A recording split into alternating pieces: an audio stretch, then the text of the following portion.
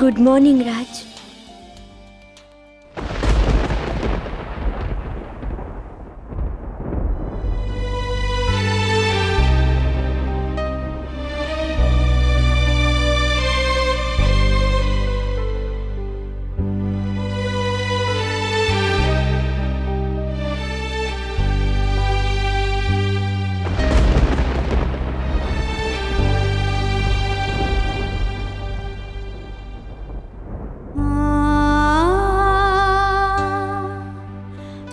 আকাশের দিকে একবার তাকিয়ে দেখো রাজদীপ,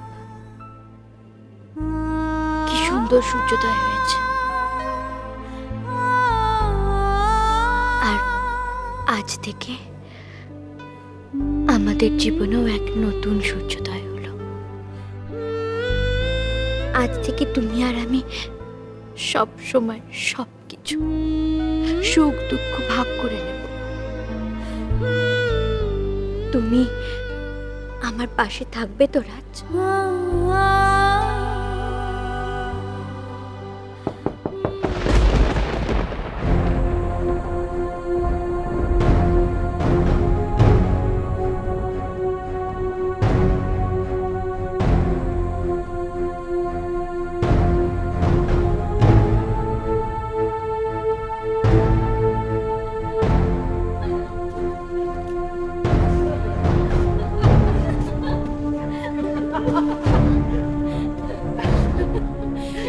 কিরে ঝিলিক, এত দেরি করছিলিস কেন দরজা খুলতে? অদ্ভুত প্রশ্ন করিস। কি ব্যাপার, রোদ উঠে গেল এখনো তুমি উঠলে না? তোর একটা অসুস্থ ছেলে, সে খেয়াল আছে? কত বেলাতে দরজা আটকে রাখবে? তাই বুঝি? আমি না একদম বুঝতে পারিনি। কেন রে, হুঁশ তাল সব হারিয়ে ফেলেছিস বুঝি? মা গো মা, তুই কি রে ছিলি? হ্যাঁ, নিজের শাশুড়ির সামনে দাঁড়িয়ে এমন লজ্জার কথাটা নির্লজ্জের মতন বলে দিলি? আগে তো তুই এমন ছিলিস না রে ঝিলি। এক রাতেই বুঝি এই পরিবর্তন? মা গো মা, ও তো চিরকালই নির্লজ্জ পিসি ঠাম্মা। দেখি দেখি আমরা সবাই ভেতরে যাব।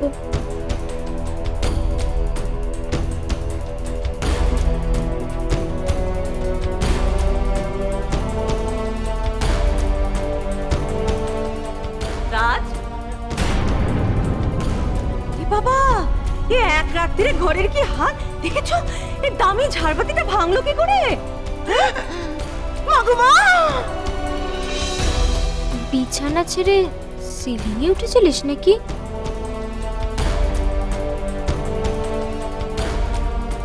কি রে বুঝলি?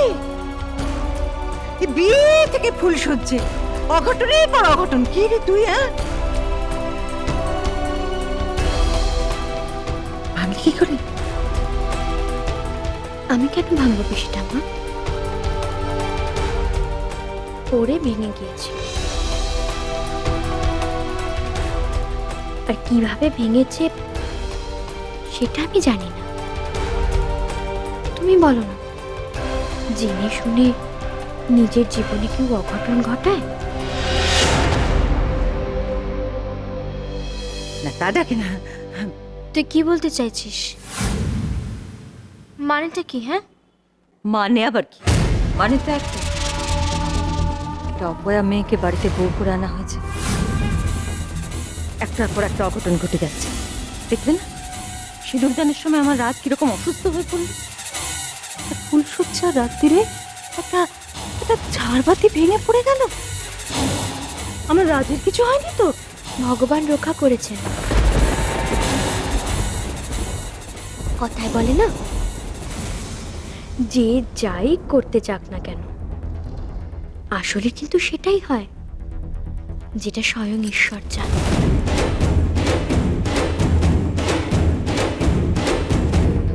আচ্ছা, এরকম একটা অঘটনের কথা এমন ভাবে বুক বাজিয়ে বলছিস না ঝিলি, কেন কিছুই হয়নি? মা গো মা, করতে পারতো, অনেক বড় কিছুই করতে পারতো পিসি ঠাম্মা।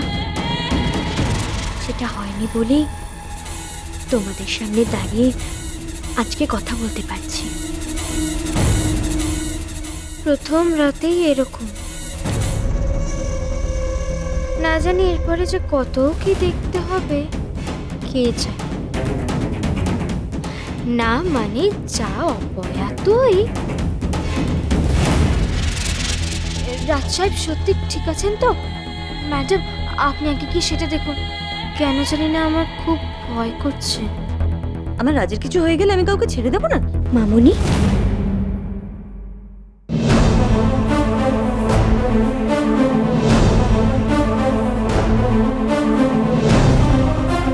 কি বলে ডাক?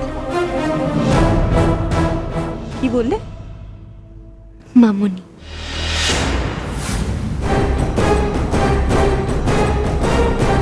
আর আজ থেকে আমি আপনাকে মামুনি বলি ডাক,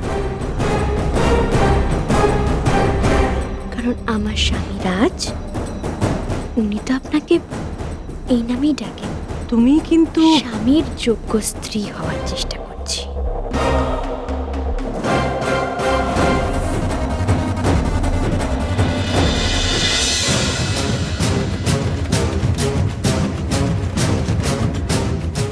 বাড়াবাড়ি করো না, হ্যাঁ?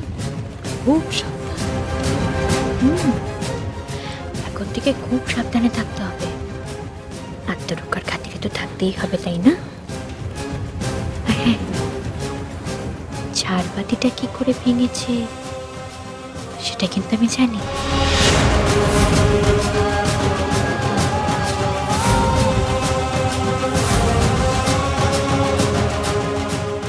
বেশ, যারা তোমাকে অন্ধের মতন বিশ্বাস করে তাদের কাছে কি গল্পটা শোনা? আমাকে বলছো?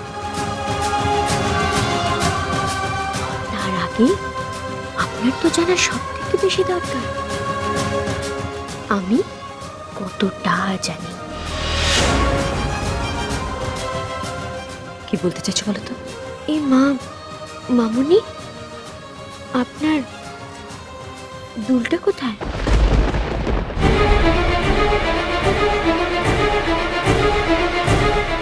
কাল রাতে নিশ্চয়ই চেক করে শুননি। দুলটা খুলে শুতে পারতেন তো, তাহলেই টের পেয়ে যেতেন। আপনার কানে দুলটা ছিল না, তাহলে নিশ্চয়ই এভাবে এক কানে দুল পরে আপনাকে আসতে হতো। চুপ কর তুমি। একটা কানে দুল নিয়ে বসে থাকলে তো আমার চলবে না। আমার সংসারটাকে সামনে, সে বেখেয়ালে কোথাও পড়ে গেছে। আর বিয়ে উপলক্ষে যে সমস্ত লোকের আমদানি হয়েছে এ বাড়িতে, সে আর পাওয়া যাবে বলে মনে হয়?